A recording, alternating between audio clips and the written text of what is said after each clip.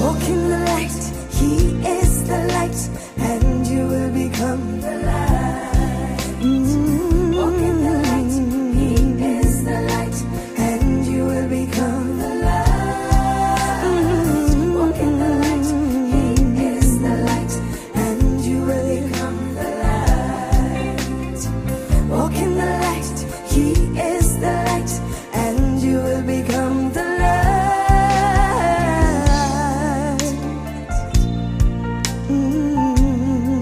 Shalom, shalom. Dieu vous bénisse. Et nous sommes très heureux de vous recevoir ce soir dans le cadre de cette toute première édition de votre désormais série favorite intitulée Ainsi parle le livre, les bandes, l'esprit et l'épouse. En fait, il s'agit pour nous ici d'avoir une série d'entretiens avec un frère en Christ, un bien-aimé, le pasteur Jean-Marcel Eric Amougou Ekoman, pasteur à l'église Eden Tabernacle PK12 Douala, ici au Cameroun. Et il s'agit aussi pour nous ici, donc avec lui, de discuter, de voir sur les réalités fondamentales de notre foi, sur la vision du ministère de l'épouse dans ce temps de la fin, notamment en s'appuyant, en se fondant principalement sur les Saintes Écritures et le message de l'heure apporté par le prophète de Dieu, le révérend William Marion Branham, selon la prophétie de Malachie 4 au chapitre 5, au verset 5, autant pour moi, à 6. Ainsi donc, révérend pasteur, bonsoir. Bonsoir mon bien-aimé frère. J'espère que vous allez bien. Ah, par la grâce de Dieu, tout va bien. La semaine a bien commencé, j'espère. Oui, par sa grâce. Voilà, donc, comme annoncé, il est important ici de préciser qu'il s'agit d'un concept, d'une émission qui a été entièrement pensée par vos soins. Oui, tout à fait. Voilà, donc exact. Voilà, nous vous remercions véritablement beaucoup pour cela. Alors, la première question que nous nous posons, c'est de savoir quelle est d'abord l'idée derrière justement la conception d'une émission telle que celle-ci. D'accord, merci mon précieux frère et je salue tous ceux qui nous écoutent et qui nous suivent en ce moment au nom du Seigneur Jésus-Christ. Eh bien, vous savez, j'ai un amour profond pour le message de l'heure, tel qu'il a été apporté par le prophète de Dieu, Frère Branham. Et il y a une chose importante que Frère Branham aimait à dire. Il disait que nous ne pouvons pas avoir la foi correcte si nous ne savons pas avec précision ce que nous faisons. Et c'est donc un peu cette motivation qui est dans mon cœur qui m'a conduit à cette pensée de partager certaines choses avec les bien-aimés frères et sœurs et tous ceux qui ont soif de la chose de Dieu, afin que, avec la petite grâce que le Seigneur nous a accordée, d'apporter une petite pierre à l'édifice de la construction, de la compréhension et de la connaissance qu'ils ont des mystères de Dieu actuellement et de l'évangile tel qu'il doit être proclamé en cette saison. Et donc les amener nous tous ensemble à une plus grande compréhension. Je n'ai pas la prétention ici de dire que je vais m'étaler sur toute la longueur, maîtriser tout, mais pour la portion de grâce que le Seigneur nous a accordée, nous espérons et nous croyons, nous avons confiance en Dieu que cela sera une bénédiction pour quelqu'un.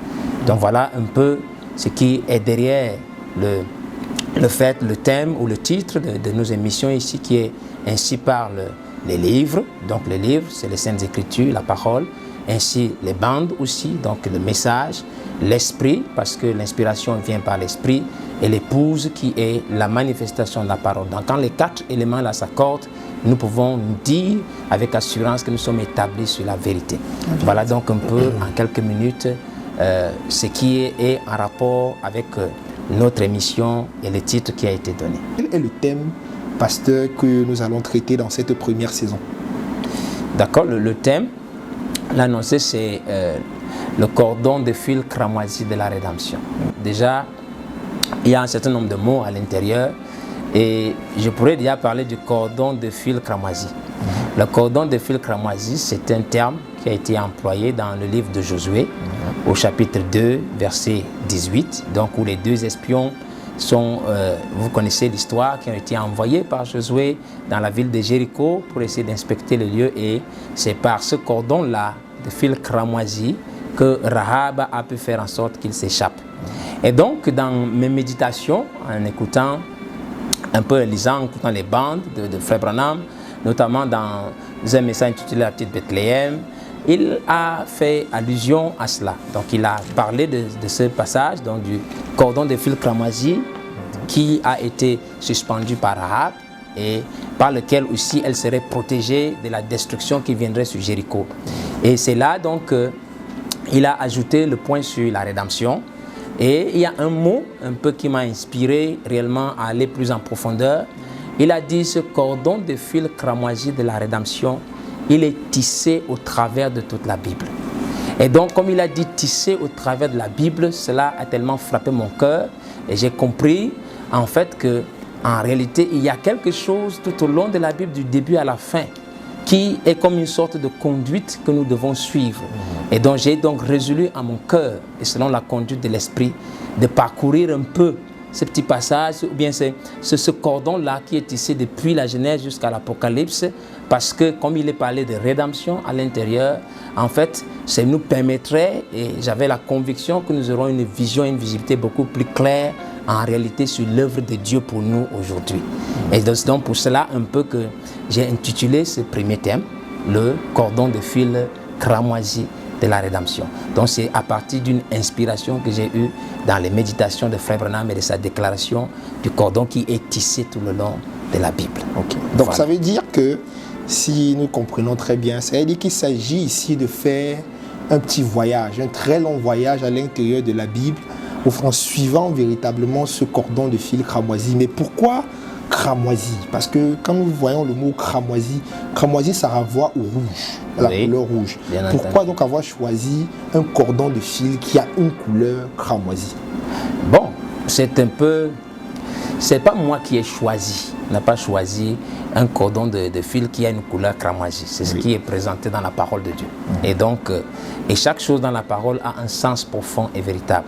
Maintenant, ce que je voudrais dire, peut-être avant de répondre un peu à la question, c'est que en fait, la chose qui est mystérieuse à l'intérieur, c'est que quand vous lisez les bandes, vous écoutez les bandes, vous lisez la Bible, il est manifeste pour tout lecteur de la Bible que notre Bible est ce qu'on appelle un livre de rédemption. Donc, mais que maintenant le prophète qui ait cette précision qu'il y a comme un cordon, comme quelque chose, un passage à l'intérieur, c'était véritablement mystérieux en ce que, comme si il y a une voie précise, un peu cachée, un peu secrète, par laquelle il faut passer pour arriver à atteindre les secrets les plus profonds de Dieu. Et c'est donc un peu pour cela l'intérêt, à mon sens, de cela. Et donc, peut-être pour parler de cramoisi, comme vous l'avez dit, c'est rouge, mais je pense que peut-être on peut revenir d'abord un peu sur la notion de ce cordon-là. Parce qu'il a été parlé de cordon de fil cramoisi. D'accord. Donc, dans les brochures et les bandes que nous avons, vous lisez peut-être par exemple les versions Shekinah, il est seulement dit à l'intérieur le fil cramoisi. Et en fait, même en version anglaise, ça va un peu dans le sens de le fil cramoisi. Donc on a parlé de scarlet line. Voilà, parce qu'on a dit scarlet line of blood. Donc c'est un peu ça qui est dit en anglais. Mais pour moi, ça m'a plus parlé. Parce que la version VGR, donc la voix de Dieu, elle insiste et marque, parce qu'un peu conformément à ce qui est écrit dans la Bible, le cordon de fil cramoisi. Alors pourquoi le cordon de fil et pas simplement le fil? Parce que le cordon, ce n'est pas une chose unique, mais c'est un ensemble, c'est comme un ensemble de choses qui se mettent ensemble. D'abord, et quand ils se mettent ensemble pour aller dans une même direction. Donc quand on parle de cordon, c'est un amas d'éléments, ou si vous voulez des fils qui se mettent ensemble, qui vont dans une même direction. Donc en deuxième point, quand on parle de cordon aussi, vous voyez quand vous le placez, c'est comme si vous êtes en train de tracer une route. C'est un chemin. Un peu comme Jésus disait que étroite est la porte et resserré le chemin qui mène à la vie éternelle. Donc quand je parle du cordon là, de ce fil, je vois un peu ce chemin là qui nous conduit jusqu'à ces félicités, ainsi de suite. Et donc, et le troisième élément un peu sur le cordon de fil, vous voyez, quand on parle de cordon, on voit quelque chose en rapport avec un lien. Parce que vous voyez le cordon ombilical, donc de la mère à l'enfant. C'est un lien à partir duquel il y a un transfert, à partir duquel il y a une sorte de contrôle. Et donc quand je vois parler du cordon, et je vois directement dans mon esprit, il y a ce lien-là, un peu comme si de façon invisible, il y a un lien que Dieu garde avec ses enfants. Peu importe où il pourrait être, ce lien-là est maintenu afin que le transfert puisse continuer de s'exercer et que, un peu comme s'il ne perde pas de vue sa progéniture. Et cela m'a tellement marqué, j'ai trouvé ça très intéressant à partager. Donc voilà pourquoi un peu je parle de ce cordon-là. Et maintenant, quand on parle de cramoisi, le cramoisi, c'est le rouge. Voilà. Et le rouge, c'est la couleur du sang. D'accord. Et chaque fois que vous voyez le sang qui est versé dans la Bible, dans le message, ça fait allusion au sacrifice. Donc il y a quelque chose forcément qui doit être sacrifié. Maintenant, si on parle de sacrifice, ça veut dire qu'il y a une perte quelque part. Donc il y a comme une substitution, une sorte de compensation. Voilà un peu ce qu'il y a. Et puis derrière le sang, il y a la vie. Donc la vie. Donc quand je parle de cordon de fil cramoisi, je vois déjà un chemin au travers duquel je peux avoir accès à la vie. Pas n'importe quelle vie, celle que nous avons, parce que nous sommes dans le plan de la rédemption, il s'agit de la vie éternelle. Et ailleurs, il est parlé du Zoé, la vie même de Dieu. Donc voilà un peu la pensée qui me traversait, surtout quand je voulais aborder ce point sur le cordon de fil cramoisi. Puisque la question que tu as posée, mon frère, c'était au niveau de ce cordon de fil cramoisi. Donc cordon de fil, ce sont ces trois aspects. Donc le premier aspect, c'est une sorte d'éléments qui se mettent ensemble pour vous tracer un chemin. Ensuite, ce n'est pas seulement un chemin qui est tracé, mais c'est en même temps que ce chemin est tracé, il y a un lien qui s'établit, comme une sorte de lien filial, à partir duquel le père et sa progéniture se font une sorte de transmission, de transfert, pour que, par rapport au cramoisi, comme s'il y a la vie quelque part, une sorte de compensation permanente, une vie qui est transférée quelque part. Donc quand nous suivons ce chemin-là, c'est pour accéder à cette vie. Voilà donc un peu la pensée, j'espère qu'elle est assez claire, mon frère, et que ceux qui nous écoutent peuvent déjà, parce qu'on peuvent déjà saisir un peu la pensée qui était derrière ce thème. Comme vous m'avez posé la question sur pourquoi cordon de fil cramoisi. Voilà. Donc, parce qu'une fois que nous comprenons qu'il s'agit en réalité, quand on parlait de ce cordon de fil cramoisi, donc on était parlé de la laine, n'est-ce pas, qui a été tissée et qu'on était en rouge. Oui. Il s'agit là de représentation de l'agneau qui a été immolé avant la fondation du monde. Oui. Donc quand nous parlons donc de ce cordon de fil cramoisi, c'est une connexion à Christ, à l'agneau. Donc où est-ce qu'on va? C'est l'identification de Christ, qui était hier, qui est aujourd'hui et qui sera demain. Amen. Donc il s'agit de nous amener à une connexion à Jésus pour aujourd'hui. Pas Jésus il y a 40 ans, pas Jésus il y a 50 ans, parce que le cordon de fil arrive jusqu'à ce que la rédemption s'achève. Donc le Jésus pour maintenant. Donc en suivant ce chemin, nous pourrons arriver à identifier le Christ pour aujourd'hui. Comme Frère m'avait prêché, mais c'est le Christ identifié dans tous les âges. Donc c'est de cela qu'il s'agit. Donc pour répondre à tes deux questions. D'accord. Voilà. D'accord, merci pasteur. Vous aimez la musique, pasteur? Ah oui, bien sûr. La musique, est-ce qu'il y a un titre, parce que nous voulons véritablement maintenant souffler en musique, est-ce qu'il y a un titre en particulier qui vous vient à l'esprit maintenant, que vous aimeriez que nous jouons justement pour vous faire plaisir ce soir? Ok, donc un peu comme partager ma playlist personnelle. En fait, ça nous permettra de vous connaître un peu mieux. Ah, d'accord. Donc je vais vous proposer un titre, comme c'est la grande première de nos émissions, titre d'un chanteur qui m'a beaucoup influencé depuis ma jeunesse dans le message que j'ai commencé à croire. Il s'agit du pasteur Les Focaux du Ciel. Et je vais vous proposer aujourd'hui une interprétation de ce que pour moi je considère comme le chef-d'œuvre de toute sa discographie. Et il s'agit d'une chanson qui parlait de l'écriture, donc l'écriture de Dieu lui-même. C'est un délice et je vous souhaite bon appétit. Voilà. Donc nous passons justement sans transition au studio B pour écouter justement l'interprétation de cette merveilleuse chanson du pasteur Les Focaux du Ciel intitulée L'écriture.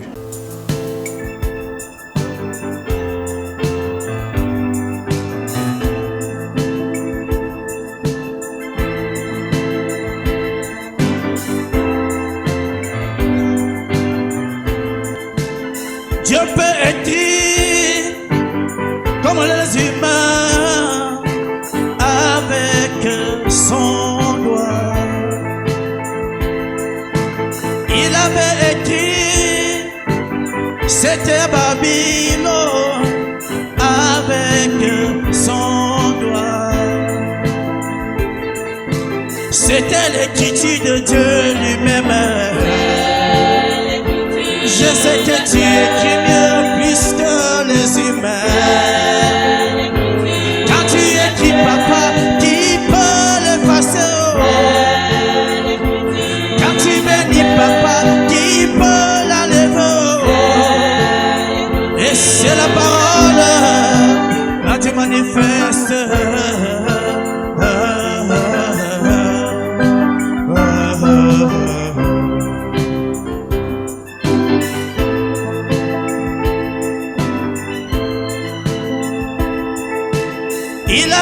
écrit sur les tables de la loi avec son doigt.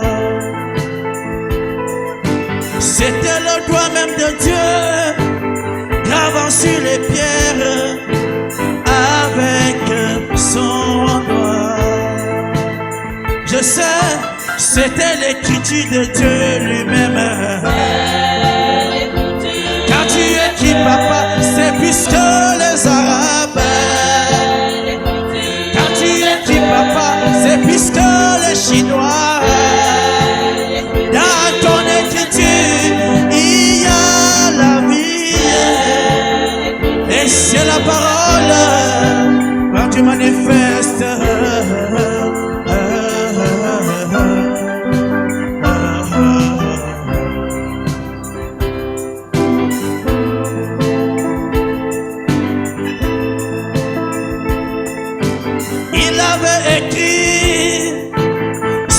Jésus-Christ, écrivant par terre. Et les pharisiens, vous la condamnez, la femme qui brisait l'écriture de Dieu. C'était l'écriture de Dieu lui-même. Je sais que tu écris mieux plus que les hommes. Tu écris papa, qui peut le gommer, oh, oh. Quand tu bénis papa, qui peut l'effacer, oh, oh. Et c'est la parole quand tu manifestes.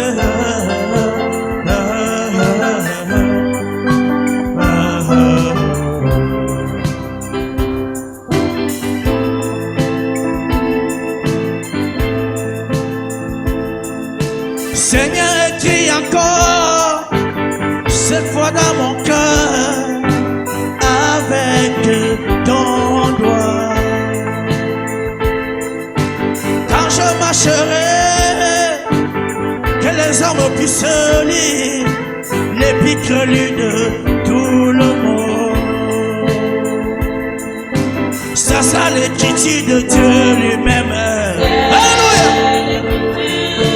Dieu écrit mieux plus que les pasteurs. Quand tu écris papa, qui peut le faire? Écris sans l'éternel. Écris sans l'éternel. Écris sans l'éternel. Oh, oh, oh. Tu es mieux plus que les hommes. Quand tu écris papa, qui peut le faire? Oh, oh, oh. Oh, quand tu bénis papa, qui peut le gommer, oh, oh. Dans ton écriture, il y a la vie. Et c'est la parole quand tu manifestes.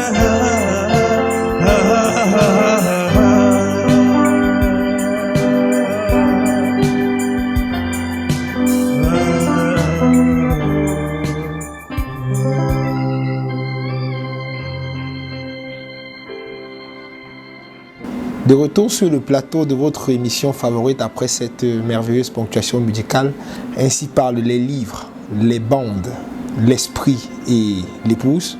Nous voulons donc continuer avec Révérend Pasteur sur la suite justement de ce thème que vous avez proposé pour commencer véritablement cette saison, intitulé Le cordon de fil cramoisi de la rédemption.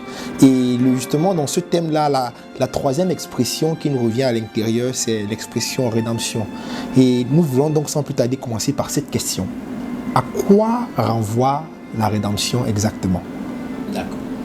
Donc la rédemption, je crois pour tout le monde qui lit la Bible, surtout dans le Nouveau Testament, je crois que dans l'Ancien Testament c'est mentionné une fois, oui. Mais une fois que Christ, le sacrifice a été fait, depuis Éphèse, Colossiens, Corinthiens, tout ça, vous allez voir beaucoup le mot rédemption qui apparaît. Oui. Et en réalité, le prophète Frère Branham indique que la Bible, en fait, c'est un livre de rédemption. Et la rédemption, c'est quoi? Quand nous arrivons simplement sur le plan de la simple dictionnaire, vous savez, quand quelqu'un est passé par l'étape de la rédemption, c'est le fait de ramener quelqu'un au bien. Oui. Et quand on parle de ramener, ça veut dire qu'il était d'abord dans une certaine condition et qu'il a dû perdre cette condition-là à un moment et il faut le ramener à cette condition-là. Oui. Et donc quand nous parlons de la rédemption, il s'agit de la rédemption de la race humaine. Et la race humaine telle qu'elle a été vue dans la pensée de Dieu à l'origine, Oui. au départ. Et donc cette rédemption nous amène donc à ramener l'homme tel que Dieu le connaît au bien. Donc à ce que quand Dieu disait qu'il créa ceci et il vit que cela était bien, il approuva cela. Donc à l'homme tel que Dieu l'a fait au commencement, à la condition dans laquelle il devait être. Oui. Donc c'est un voyage, mais un voyage qui nous ramène. Donc c'est un chemin de retour. Voilà un peu de quoi il est question pendant que nous sommes en train d'introduire un peu avant d'aborder le vif du sujet dans nos prochaines fois. Oui. Donc c'est de cela, c'est un retour, donc c'est une marche. Donc ce chemin, ce cordon de fil cramoisi vers de la rédemption, c'est une marche qui nous ramène à ce que l'homme devait être. Pasteur, Voilà. nous aimerions avoir quelques précisions justement sur ce que l'homme devait véritablement être. De quoi s'agit-il exactement? Quelle était dans la pensée de Dieu la position ou bien ce qu'était véritablement l'homme? D'accord. Donc par rapport à ce point, et je vais donc juste demander votre attention parce que ça nous demanderait une petite démonstration de quelques minutes. Nous allons connecter quelques petites écritures ensemble. Oui. Déjà, remarquez que j'ai l'habitude de dire, en ce qui me concerne, que la Bible a deux parties. Oui. La première partie de la Bible, qui est la partie la plus importante, qui est même en fait toute la Bible aussi, c'est Genèse 1 et Genèse 2. Oui. Et l'autre partie, c'est de Genèse 3 jusqu'à Apocalypse 22, 21, là-bas jusqu'à la fin. Donc à partir de là-bas, c'est là qu'il y a une scission totale.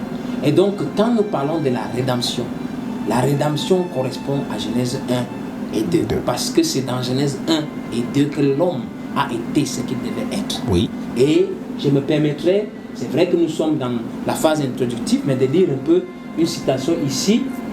Donc quand Frère Branham est en train de parler dans la brèche entre les 7 âges de l'Église et les 7 sceaux, oui, il mentionne au paragraphe 119 qui s'affiche là, je crois, en disant que, donc, parlant de la rédemption par le sang, il dit que sa rédemption signifie la possession légale complète de tout ce qui a été perdu par Adam et Ève. Oui. Donc quand nous parlons de la rédemption, nous parlons de possession, nous parlons de possession légale d'après la loi. Et la seule loi qui prime, c'est la parole de Dieu. Donc telle que la parole l'a dit, et dans sa totalité, nous rentrons à ce que Adam et Ève ont perdu. Donc quand nous allons parler de cela, il faut bien, je suppose que vous allez me demander qu'est-ce que Adam et Ève ont perdu. Vous faites bien de préciser cela parce que c'était justement la prochaine question. Voilà mon frère, donc à mon bien-aimé frère et à tous ceux qui nous écoutent, qu'est-ce que Adam et Ève ont donc perdu? C'est cela qui se retrouve en réalité dans ce que j'ai dit dans Genèse chapitre 1 et Genèse chapitre 2. Oui. Et donc, si nous rentrons dans Genèse chapitre 1 et Genèse chapitre 2, nous voyons qu'il est parlé à l'intérieur de deux personnes, de deux hommes, si vous voulez, ou de deux endroits différents où on parle de l'homme. Il y a Genèse 1, versets 26 à 28, oui, là où Dieu dit « Faisons l'homme à notre image et selon notre ressemblance ». Je crois que si je peux retrouver ça rapidement ici, pour que je puisse le dire tel que c'était, voilà, bon, c'est pas un problème, mais vous connaissez déjà ce passage, où il dit « Faisons l'homme à... » voilà. Il dit ici, Genèse chapitre 1, il dit, puis Dieu dit, faisons l'homme à notre image, selon notre ressemblance, et qu'il domine sur les poissons de la mer, oui, sur les oiseaux du ciel, sur le bétail, sur toute la terre, et sur tous les reptiles qui rampent sur la terre. Il dit, Dieu créa l'homme à son image. Il le créa à l'image de Dieu, créa l'homme et la femme. Dieu les bénit et Dieu leur dit, soyez féconds, multipliez. Il y a ces 5 choses qui ont été mises. Il dit, soyez féconds, 1, multipliez 2, remplissez la terre, la sujettissez, ça fait 4, et dominez sur les poissons de la mer, sur les oiseaux du ciel et sur tout animal qui se met sur la terre. Oui. Donc le Genèse 1, 26, 28, oui, c'est celui-là, en réalité, qui possédait en lui. Ailleurs, nous verrons cela. Par cette parole, c'est l'identification de l'homme de Genèse 1, 26 est liée à cette parole-ci. Et cette parole parle de domination, parle de fécondation, d'être fécond, de multiplier, de remplir. Donc c'est cet homme de Genèse 1, 26 à 28 qui a en lui la semence de la domination. C'est quand il est là que l'homme domine. S'il n'est plus là, l'homme ne domine plus. Et donc je vous appelle ici, donc c'est en lui, dans cet homme, que se trouvait la chose que Adam et Ève avaient. Après, vous allez dans Genèse au chapitre 2. Et dans Genèse chapitre 2, donc, c'est là qu'il est fait mention de l'homme. Et l'homme issu de la poussière de la terre. Là où il est dit que Dieu forma l'homme de la poussière. Et je veux que vous remarquiez, mon frère et tous ceux qui nous écoutent, au chapitre 1, il n'est pas question de former l'homme de la poussière. Et donc, quand vous pouvez comprendre aisément que quand Dieu maudit l'homme dans Genèse 3, il ne s'agit pas de l'homme de Genèse 1, 26, mais il s'agit de l'homme de Genèse 2. Maintenant, quand il dit au verset 7 qu'il forma l'homme de la poussière de la terre et souffla en lui le souffle de vie, et l'homme devint une âme vivante. C'est une connexion maintenant entre l'homme poussière et l'homme sur qui l'onction de la domination se trouvait. Maintenant, cette connexion, ou si vous voulez, cette alliance a été scellée par une condition qui se trouve dans Genèse 2, versets 16 à 17. Là où il est dit que l'Éternel Dieu prit l'homme et le plaça dans le jardin d'Éden pour le cultiver et le garder. L'Éternel Dieu donna cet ordre à l'homme: tu pourras manger de tous les arbres du jardin, mais tu ne mangeras pas de l'arbre de la connaissance du bien et du mal, car le jour où tu en mangeras, tu mourras. Quand il lui dit tu mourras, il ne s'agissait pas de l'homme de Genèse 1, 26. Il s'agissait de l'homme de Genèse 2, 7, qui est poussière. C'est-à-dire qu'il a dit tu es sorti de la poussière et tu retournes à la poussière. Et tu mourras, c'est une séparation. Séparation d'avec quoi? D'avec l'homme de Genèse 1, 26. Donc quand nous parlons donc de la rédemption, c'est le retour à cette alliance entre les deux hommes. L'homme charnel et l'homme selon Dieu. Et maintenant, ce retour-là, quand cette réconciliation s'opère, c'est là que l'onction de la domination, à nouveau, peut rentrer dans l'homme. Parce que l'onction de la domination ne se trouve pas dans Genèse 2, 7.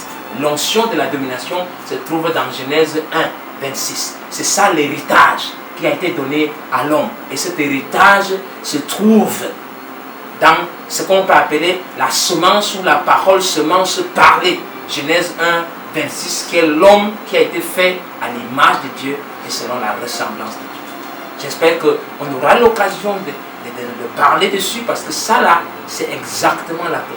Donc, vers quoi est-ce que l'homme retourne? L'homme doit retourner à cette alliance-là à nouveau entre la partie terrestre et la partie divine.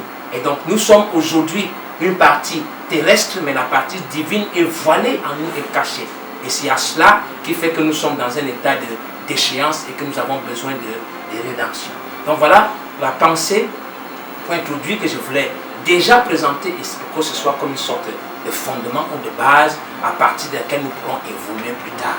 Donc voilà, mon frère, j'espère avoir rendu la chose un peu claire pour ceux qui nous écoutent et pour toi qui m'écoutes aussi. Voilà.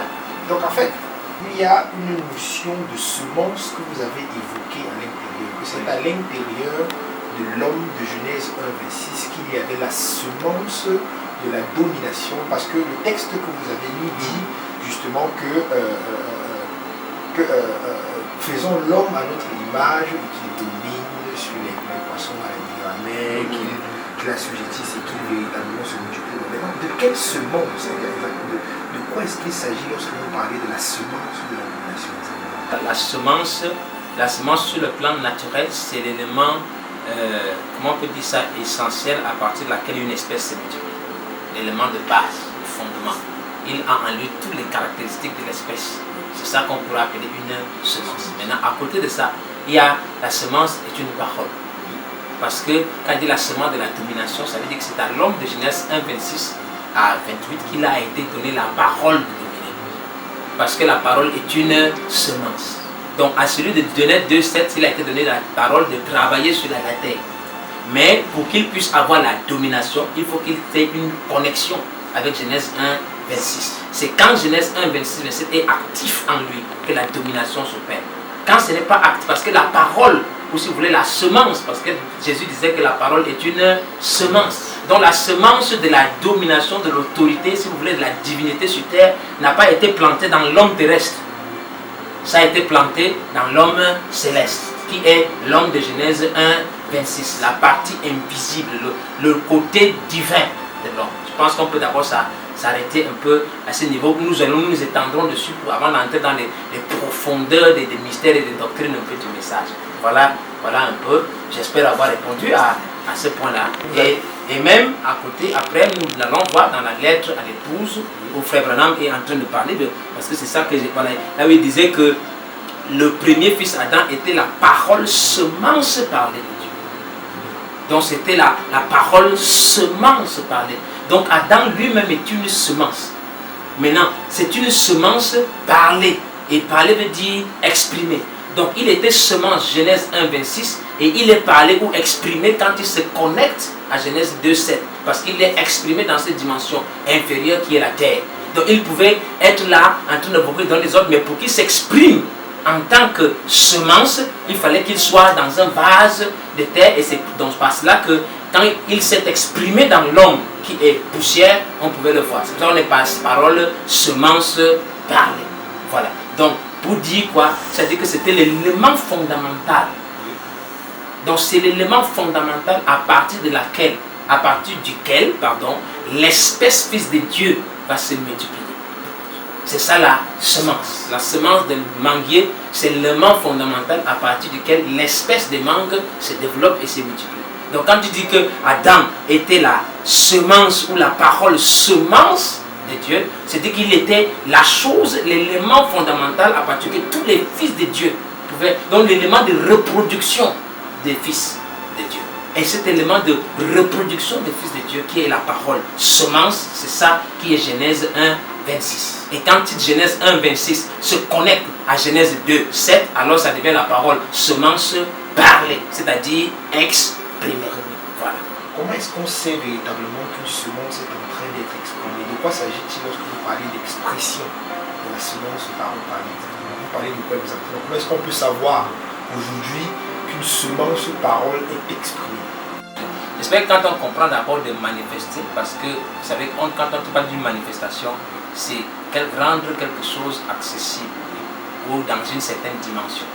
Parce que nous sommes dans les dimensions faibles, les plus basses de toute la création. Parce que vous savez, il y en a 7.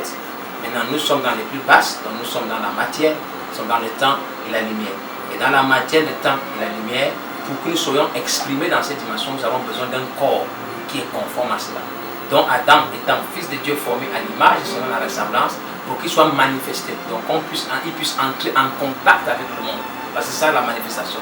Entrer en contact avec l'environnement, il fallait qu'il porte un corps, ou en d'autres termes, qu'il passe par une porte qui lui permet d'entrer dans cette dimension inférieure. Et cette porte, c'est le corps. Donc voilà la manifestation. Maintenant, comment est-ce qu'on le sait? Parce que c'est une question, c'est important, nous sommes là pour un entretien. Je me fais vraiment plaisir de te répondre. Comment est-ce qu'on sait? La première chose, c'est que quand vous parlez de comment est-ce qu'on sait qu'une semence est exprimée, il faudrait d'abord connaître les caractéristiques de cette semence. Parce que c'est quand vous connaissez les caractéristiques de cette semence, parce qu'il est dit que chaque semence se reproduit selon son espèce. Donc si vous ne connaissez pas les caractéristiques d'une espèce, comment vous pourrez savoir s'il est exprimé ou pas? Donc c'est pour cela aussi que nous revenons sur ce pourquoi nous avons ces entretiens.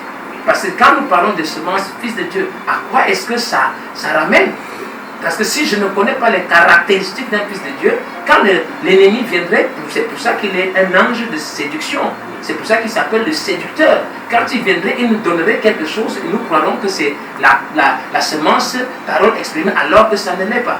D'accord? Et quelque part, Frère Maman avait prêché un message intitulé Dieu est identifié par ses caractéristiques. Et donc la raison pour laquelle nous avons et la parole et les messages et l'inspiration par l'Esprit aujourd'hui, c'est que nous puissions présenter aux frères quelles sont les caractéristiques réellement de cette parole semence qui doit être parlée de Dieu, afin que le peuple ne soit plus dans la confusion.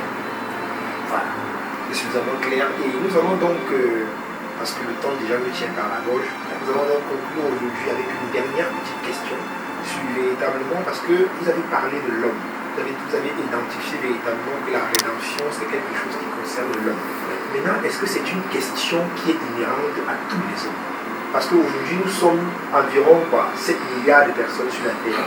Est-ce que lorsqu'on parle du fil cordon de fil cramoisi de la rédemption, on parle de tous les hommes, ou bien d'une certaine catégorie d'hommes en particulier. De qui s'agit-il exactement?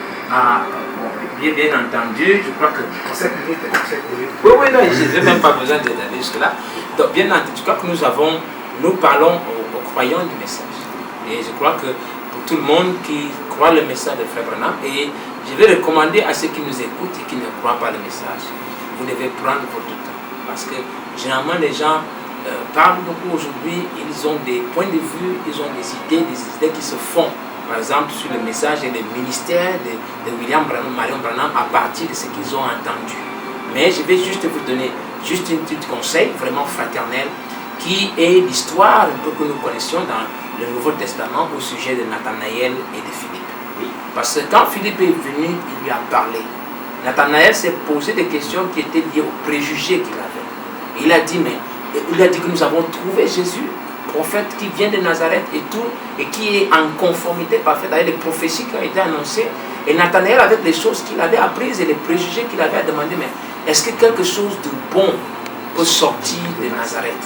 La réponse que Philippe lui a donnée est la même réponse que je vous donne à ceux qui nous écoutent. Viens et vois. Approche-toi et fais-toi toi-même ton propre avis. Et je peux te garantir, tu verras que le ministère que Dieu nous a donné, de Frère Branham, il n'y a pas, vraiment de façon humble, dans toutes les caractéristiques, comme nous parlons de ce cordon de fil chromagie, il est obligatoirement placé sur ce chemin. Parce que les caractéristiques de cet agneau, ce Christ, ont été reflétées en lui dans cette génération comme on n'en a jamais vu ailleurs. Et je vous dirai, croyez le message, parce que c'est la vérité. Et donc, pour ceux qui croient le message déjà, qui sont ancrés, nous savons très bien que nous nous est parlé, parce que nous parlons de la semence du serpent. Il nous est parlé dans ce monde, nous reviendrons parce qu'en fait c'est un point très important aussi sur lequel je crois on pourra s'étendre et parler, aller dans des détails pour voir qu'effectivement tout ce que Froment dit, c'est conforme à la Bible, c'est conforme à la nature, c'est conforme à toutes les lois spirituelles qui se trouvent sur la terre. Donc il est question que nous comprenions que la nature humaine est une nature actuellement hybride. Pourquoi elle est hybride? Parce qu'il y a des semences qui se sont mélangées. Et si ces semences se sont mélangées, ça veut dire qu'il y a plus d'une seule semence qui s'exprime dans la nature humaine. Et donc s'il y a plus d'une semence qui s'exprime dans la nature humaine, il y a forcément d'une part la semence du diable et d'une part la semence de Dieu. Donc quand nous parlons de la rédemption, il n'est pas parlé de l'autre semence de l'antichrist, il est forcément parlé de la semence de Dieu. Comme Jésus avait dit, je viens de Dieu et je retourne à Dieu. Donc tu ne peux pas retourner à un endroit d'où toi tu ne viens pas. Donc il est évident et clair cela ne s'adresse pas forcément, ça ne s'adresse même pas, quand je dis même forcément, ça ne s'adresse absolument pas à tout le monde. Voilà. Donc c'est à peu près ça. Et donc c'était important, je crois que nous pourrons revenir, nous avons le temps, et s'il y a des frères qui ont des questions, ils peuvent les poser pendant qu'ils écoutent les enfants, et nous nous ferons un plaisir et un grand privilège de donner notre meilleur pour répondre à toutes ces interrogations et ces interpellations. Voilà. Je me proposerai pour la semaine prochaine que nous rentrions dans les détails de ce qu'était cet homme. Et nous allons donc parler un peu de ce qu'est réellement cet homme et pouvoir identifier cela. Je crois que ça va aussi nous aider à parler de certaines doctrines, des choses et des positions des frères et tout, pour aider à avoir un peu plus de lumière sur la véritable nature de cet homme. Parce que quand on a la nature de cet homme, on peut savoir où est-ce que nous devons aller. Voilà, parce que c'est cela, et je crois que c'est plus tard que nous verrons maintenant comment est-ce que ce cordon de fil ou ce chemin de la rédemption s'est déroulé dans le temps, jusqu'à ce que nous arrivions à nous aujourd'hui. Parce qu'en fait, tout ce qui est du passé, c'est bien, mais le plus important, c'est nous aujourd'hui. Comme je dis toujours aux frères, c'est très bien que j'entende que Frère Branham, il a eu la visitation de cet ange, que Jésus a eu son corps glorifié, il a traversé les murs et tout ça, qu'il a marché sur l'eau. Mais en réalité, comme Pierre, nous avons la même interrogation. C'est vrai, nous avons tout abandonné pour te suivre. Qu'est-ce que nous on va gagner? À quoi est-ce que ça nous ramène? Nous avons un très beau message. Nous avons des bandes magnifiques. Mais à quoi est-ce que ça nous concerne? Quelle est notre portion? Parce que nous ne pouvons pas parler de ce chemin si nous n'arrivons pas au concret. Et comme je parle avec précision de ce qui nous concerne aujourd'hui, pour que l'être humain, le frère, la sœur qui nous écoute, qui croit le message, parce que je crois que c'est la meilleure chose qu'on puisse faire, mais qu'il puisse savoir exactement où il doit se tenir et comment se connecter à ce Christ qui doit être identifié pour nous en 2021. C'est sur ce mot de fin que nous nous séparons ce soir et jusqu'à ce que nous nous retrouvions la prochaine fois. Que le Seigneur vous bénisse. Walk in the light, He is the light, and you will become the light. Walk in the light, He is the light, and you will become the light. Walk in the light, He is the light, and you will become the light. Walk in the light, He is the light, and you will become the light.